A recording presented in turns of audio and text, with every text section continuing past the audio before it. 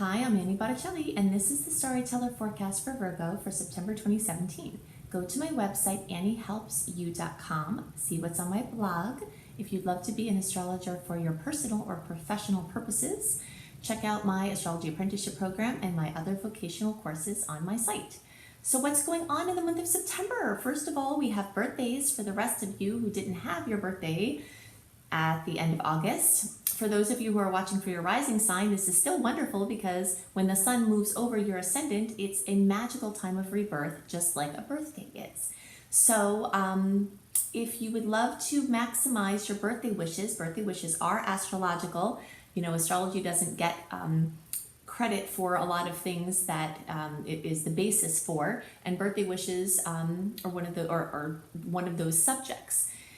When the sun in the sky gets back to the same area in your chart that it was in when you were born, then you have this magical portal for your desires open. The sun represents your desires, your wants, what makes you sizzle with life, your creative spark. So when you have this portal open from the sun in the sky, that spark in the sky, lighting up with that spark internally, it's a magical time where the universe is more receptive to your wishes at that time.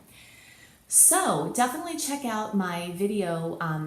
Well, if you just put in Annie making wishes come true, it should come up. Even if you don't put Botticelli, I think it comes up. But I have a whole video on how to use astrological power periods like your birthday to maximize your wishing power. But just a quick overview is to write down your 10 wishes. I got this from Jan Spiller. I don't know why there are 10 wishes, but I've always done it and it makes sense to me, so I do it. You get 10 wishes, not one wish, 10. You write them down, you say them out loud, and the most important part is that you feel them as if they've already come true. This is a common strand that you'll see in people who teach about manifesting, that when you connect with the source field, that is, if you connect consciously with the source field that is already there connecting us all, I imagine it as this wavy this wavy web. It's like a rolling wavy web. We're connected with what we desire from that source field. So when and our mind is very receptive, it's very literal. It reminds me of that guy in the most recent Guardians of the Galaxy, the big guy who's really literal. Like you say something to him and you're not meaning it literally, but he takes it literally. That's what your mind is like. You know, it's this obedient servant. You know, so if you're worrying about how to pay something or, thinking or analyzing, and we know, good God help us all, that Virgos are our worriers. My Virgo people are the biggest worriers. They get their furrowed brow, the furrow lines, frown lines before anybody else usually, unless you have something to counteract this in your chart. It's the energy of worry and overanalysis. And that's not to say that there aren't just as many wonderful aspects that you're blessed with as a Virgo that everyone else needs more of, like the analytical capacity and the organization and the creation of systems and many wonderful things. But this worrying and this thinking about the things you don't want is so much serving against you. So here with your birthday wishes and here as a general spiritual lesson for Virgos, we want you to focus on that which you want, as is already true. And even though this is something specific I'm talking about for birthdays, this carries a theme for all of you because of this congregation of energy in your 12th house. So I'm calling the theme of this month Quiet Revolution, because even though some of you, especially earlier degree placements, you'll start to feel the energy of planets moving into your first house, bringing this rebirth. And since we do have a lot of energy in Leo, you might all feel this sizzle and this vibrance and, this creativity, creative spark, this inspiration. There's still this element for all placements of the 12th house being very strongly worked with. The 12th house is the house of fears and addictions and limiting beliefs and your psychological state, psychological issues, psychological gifts. The 12th house is very much like an attic. In the attic, we don't know what we're going to find because it's dark in there. But when planets start lighting it up, like they are now, then you're adding every planet represents another light you're putting on in the attic, so you're going to find lots of things up there. Some things are going to be very gross and you're not going to like them at all. Those are the fears, those are the limiting beliefs, those are the things that you can consciously work with to turn to, alchemically turn into gold from their previous lead states.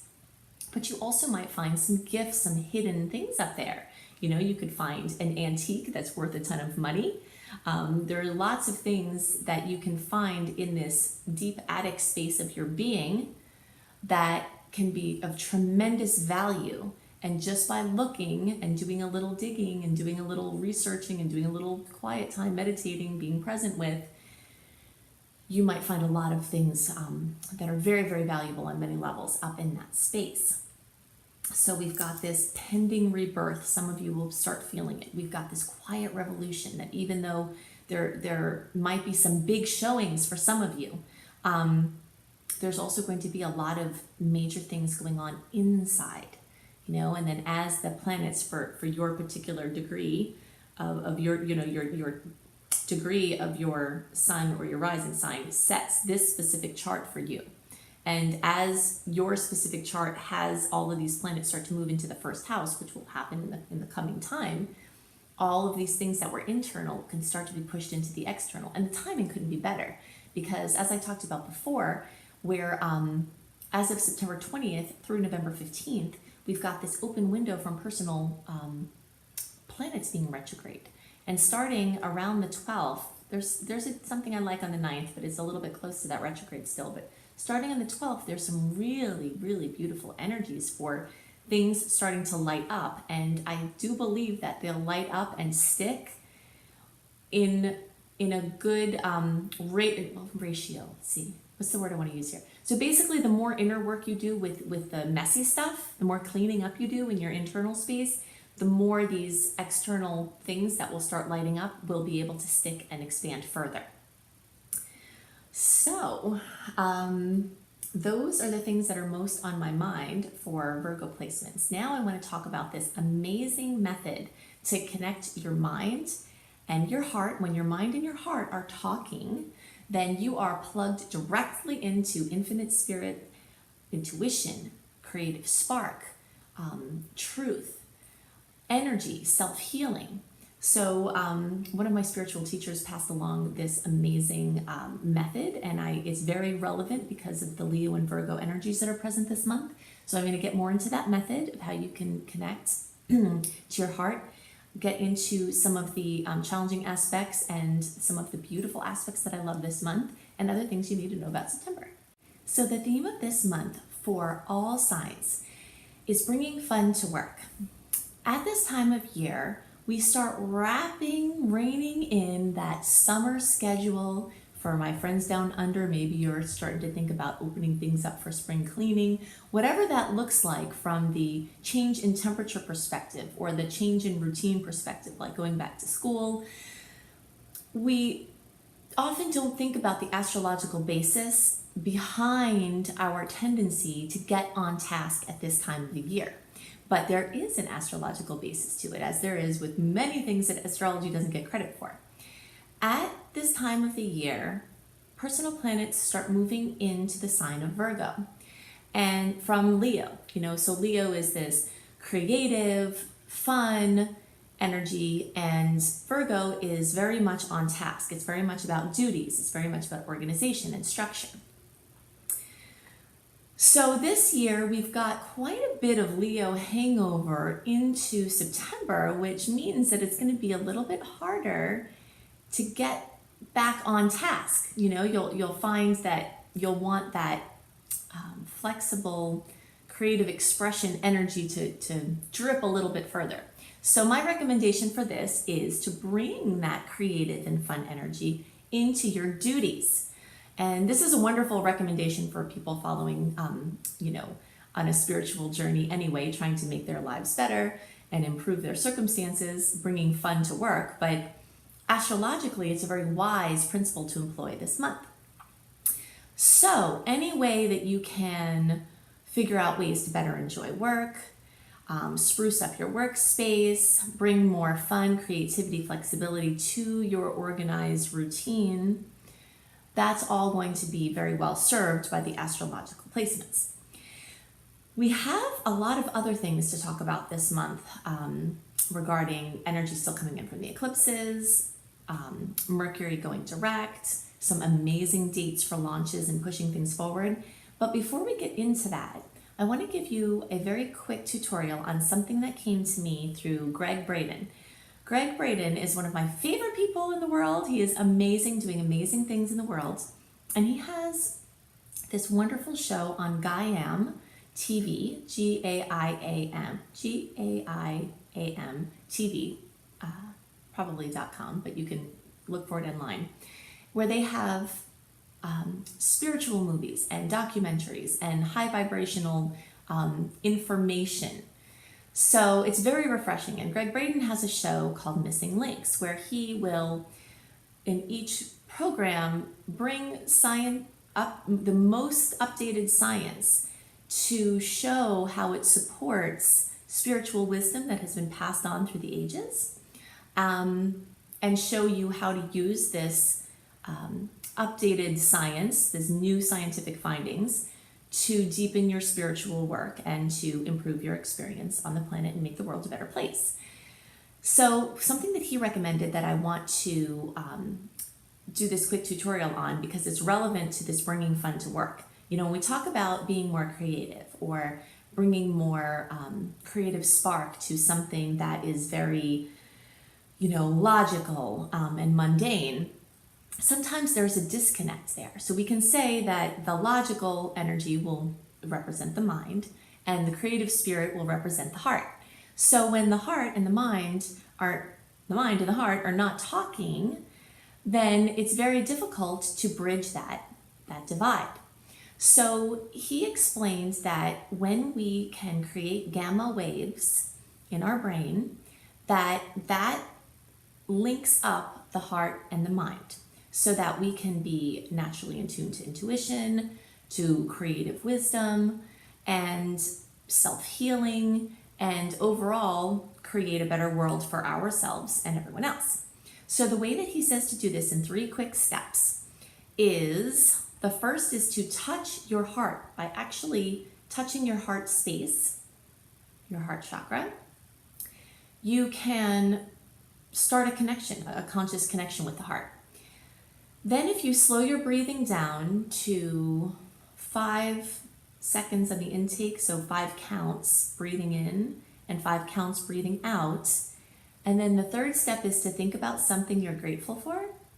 Now, usually that thing will make you smile, even if it's just on the inside, but sometimes you'll find yourself actually smiling.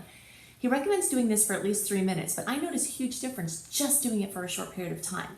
So if you are trying to blend these parts of your life, bringing fun to work, or anything else where you need to have heart and mind coordination, then follow those 3 steps and do that as often as possible, and it will start to bring you into a more heart-centered experience, which is what the world really needs. Okay, so now let's talk about Mercury going direct. On September 5th, Mercury goes direct, and that means that this planet of communication and transportation will start to adjust its course to be more coherent. When Mercury is in retrograde, we have slowdowns with communication mishaps, devices going haywire, transportation and travel plans shifting. Mercury retrograde can be a very good time to travel. It's a misconception that it's not a good time to travel. It's just you have to do extra work to make things flow sometimes if you're not tuned in. Like if you're trying to schedule too much, often plans will change. So you can check out my Mercury retrograde video if you search for Annie Botticelli Mercury retrograde to see all about how to navigate in the Mercury retrograde energies. But for now, we just want to know that on September 5th, it goes direct. It often takes at least 2 to 3 days before things get regulated. So sometimes you'll have your action list. If you've learned to wait on big action steps until Mercury's direct, you'll be chomping at the bit and say, okay, it's September 5th, I'm going to start doing everything. And that's not recommended, because it's like when you slow down to make a U-turn, you have to slow down. This is like a planet changing directions, has the same energy. You have to slow down and then wait to see if other traffic is coming, and then get back up to speed. So there's awkwardness in that time where you stop before you, start moving again. and that's the equivalent of this September 5th time. So I would give it a few days before you start trying to move forward. I really like September 12th, even though we're not technically out of the post-retrograde shadow period then. We've got some amazing dates. We've got the 12th, I think the 13th, hold on. No, not the 13th. The 12th, the 15th, and the 17th and 18th are my favorite days of the month for doing things. It's not till September 20th that Mercury retrograde post-shadow period completely clears, but there's so much wonderful energy. And as usual, whenever I give you dates, you want to feel around them because there's often a challenging transit right next to an awesome transit, and it's going to show up differently for each individual. So you have to tune in and feel when that pocket is on and jump on that pocket for your action steps.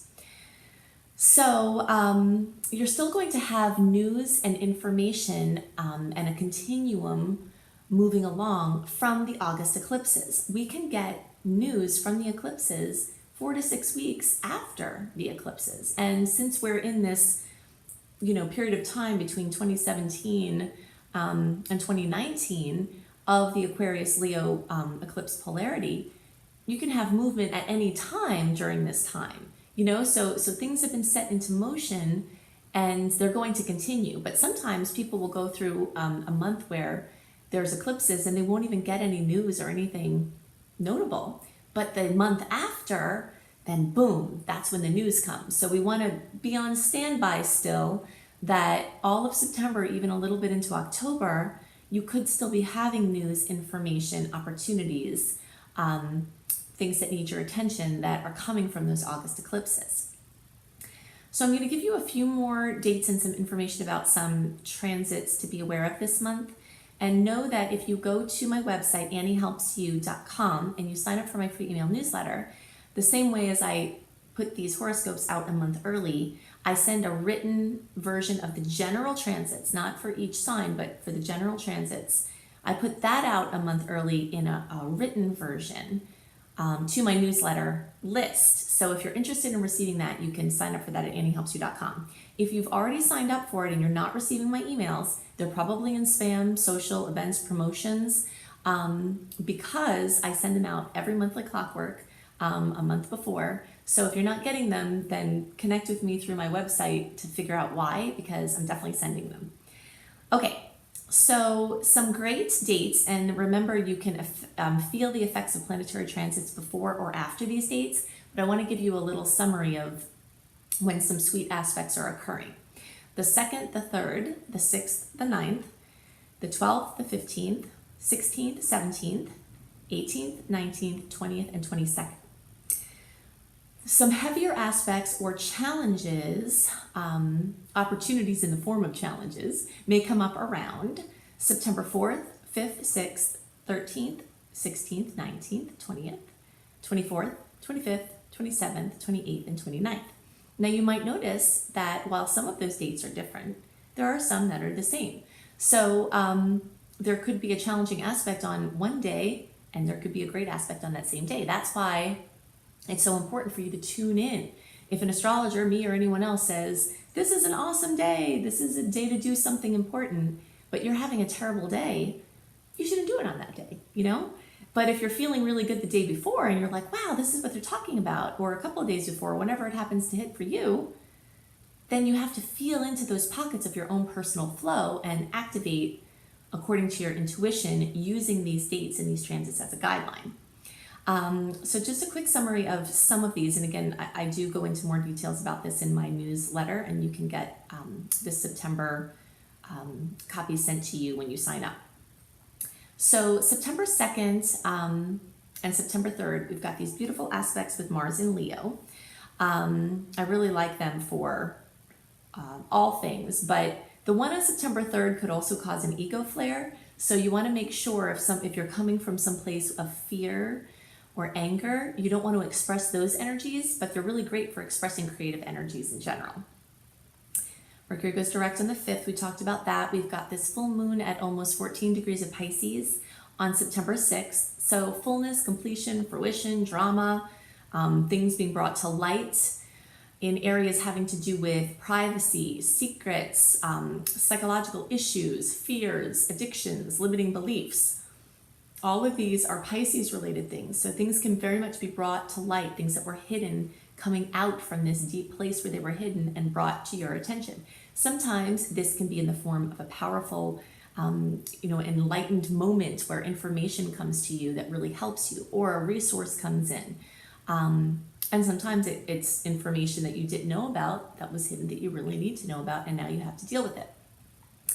So because this is a full moon in a water sign, especially one that's ruling these water energies of Pisces, flooding and issues with pipes bursting and water related damage and issues can come up more strongly. So before this full moon, it's good to be proactive before. That's another reason why we talk about these things beforehand, is check your water policies, check your flood policy. Very often people don't have any idea what the heck their water damages are covered by their homeowner's insurance or their separate flood insurance. So if this is resonating with you, then do a little bit of a check, talk to your insurance people and check to see what exactly is covered and what isn't covered, and see if you have the proper coverage and the proper deductibles for your circumstance. If you have any water related kind of sketchy thing, it might be good to get that worked out, because there's going to be a lot of pressure on water pipes and water systems at this full moon.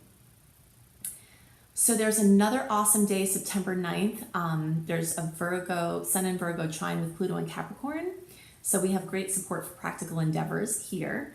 We've got this beautiful trine with Venus and Leo and Saturn and Sag on September 12th. And this is where the creativity and the fun and the romance of Leo, and also things involving children, are boosted with solid support for the future. So big visions about these things can get some really solid Saturnian help. On the 13th, we have Sun and Virgo square Saturn and Sag. So vitality, enthusiasm can take a hit this day. You know, the energies of Virgo can be very organized and meticulous and are wonderful for many things. But when we have a challenging aspect like a square, especially with Saturn, it could bring some criticism or reality checks that aren't very comfortable. I like to recommend for, if you can take a little nap or kind of sleep on a situation, especially when it's a sun aspect, that usually it will pass pretty quickly, because its time frame, his timeline, is not very long. So these are kind of quick things that come up and then they shift.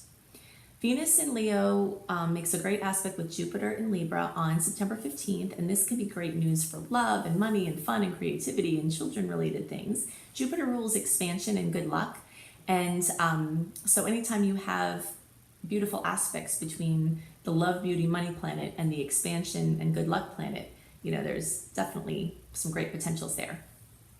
On the 16th, we've got Mercury in Virgo conjunct Mars in Virgo. So this is a great time to put talk into action.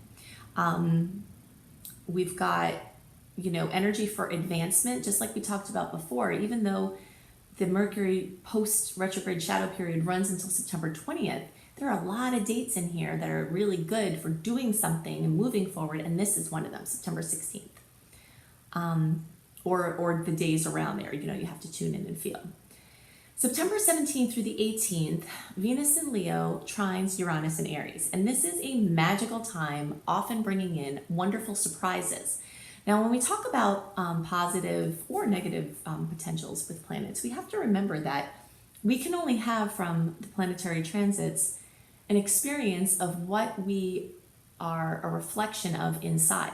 Okay, so that means if you have a story, a limiting belief within you that says you can't have a good relationship or you can't have good money circumstances, then when an aspect like this comes along that is all about good relationship and money energies, you could block it, So this is one of the things I've heard people say over time, that sometimes people come to the conclusion that astrology doesn't work or isn't real. And of course, we know scientifically and culturally, every culture with written history has used astrology. So we know it's not that astrology is wrong. It's a matter of the holographic reality where we cannot have an experience of something that isn't true for us on the inside. So if you hear all of these good energetic potentials, astrologers talking about good energetic potentials, and you're not getting them, then that means you've got some inner work to do to make yourself a vibrational match for those things. So if you're an energetic match, this transit could bring in amazing romance, finances, and creativity potentials. It's very, very sizzling, especially because we've got 2 fire energies, so it's a very sizzling potential. September 19th through the 20th, we've got the new moon at 27 degrees of Virgo. Now, of course, you're asking, how is the new moon on 2 days?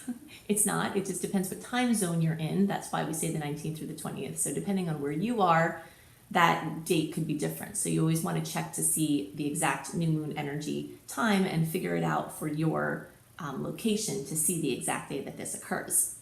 So the new moon at 27 degrees of Virgo opens new chapters for health, your daily routine, office dynamics. And if you're self-employed, your self-employed workflow or your business, pets, anything having to do with medical diagnostics, diet regimens, anything like that. New chapters opening there. This new moon is also trine Pluto in Capricorn, which brings support from powerful resources, either of a mystical, familial, or financial origin.